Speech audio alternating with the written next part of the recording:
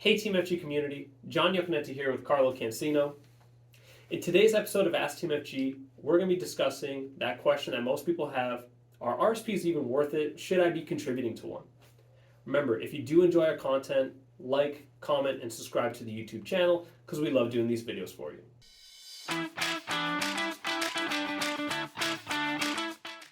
In today's episode of Ask TMFG, Carlo and I are going to be discussing a question that we get often from our clients, and that is, should we even be contributing to an RSP? Are RSPs even worth it? And some people have a strong opinion, I think, in terms of whether they should be contributing to an RSP. In most cases, maybe it will be beneficial for you. Some people, maybe not so much, but we'll hand it over to Carlo and figure out who those people are and who would it be best appropriate for. So Carlo, take it away. Thanks, John. Here I thought you were just going to walk through my entire presentation beforehand. That's close. Yeah. So thanks. Hey, everyone. Yes. Is an RSP worth it? The amount of times that we get that in our meetings, if I could count on one hand, we'd be lucky. But I think before we can answer that question, we have to take it back and determine what is an RSP and what are the benefits. So what is an RSP? In short, an RSP is called a Registered Retirement Savings Plan. Essentially, it's a type of investment account that allows for tax-deferred growth opportunities for all contributions that go in. Now, the CRA created the RRSP as an incentive to encourage Canadians to save for their eventual retirement when they'd have to rely on more passive sources of income to pay for lifestyle expenses. So what do you get out of the RSP? There are a couple of benefits. There's the initial benefit of the tax deduction the deduction that's allowed on the contribution made. Essentially what that means is when you put the money in, that amount of money that goes in is not taxed. Typically, these contributions are made during a taxpayer's highest income years. Due to Canada's graduated tax system, the most benefit is gained by making contributions when the income is highest. Now, the delayed benefit is the tax deferral allowed on the investment income earned while invested within the RRSP. So, depending on the type of investment you use, whether it's a stock, a bond, mutual fund, ETF, all of those investments that provide investment income, you don't have to include that in your taxable income in the year that it's earned. So, understanding the two main benefits of the RSP is the first step of determining whether or not an RSP is actually a good thing.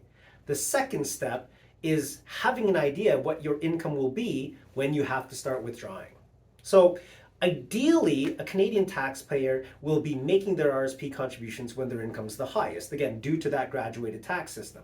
Typically, a retiree is in a lower tax, will have lower tax rates because their income is less.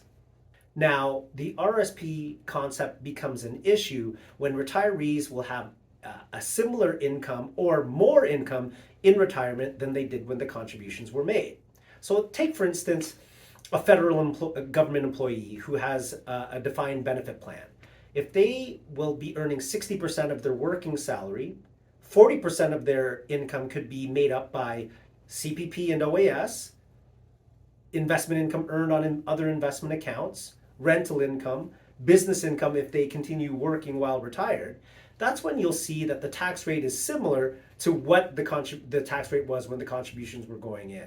That's where the benefit of the tax deferral may not have the biggest impact or provide you with any sort of benefit. At the end of the day, paying income tax is just part of being Canadian. If you have to pay tax, it means that you've earned income or you have income that tax is calculated on.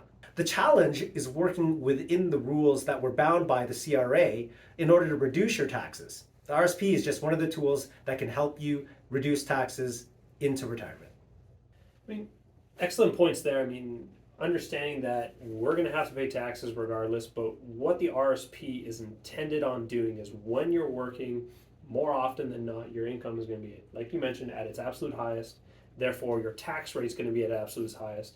So why not set some money aside for retirement for those years when your income is going to be now much lower? So you'll be saving a high amount of taxes in the years that you're contributing, and with the expectation that when you're withdrawing it in the future, it's going to be taxed at a much lower number. So that's a big part of it, and that's why when speaking with us, your financial planners, what we do is we put those numbers into the financial plan. We see if it works best for you, and I'd say maybe 8 times out of 10, more often than not, the RSP is going to be a pretty beneficial tool. Yeah. Well, that's our episode for today in Ask TMFG. If you did enjoy our content, remember to like, comment, and subscribe to the YouTube channel. Until next time, I'm Iaconetti. I'm Carlo Cansino. And this has been Ask TMFG.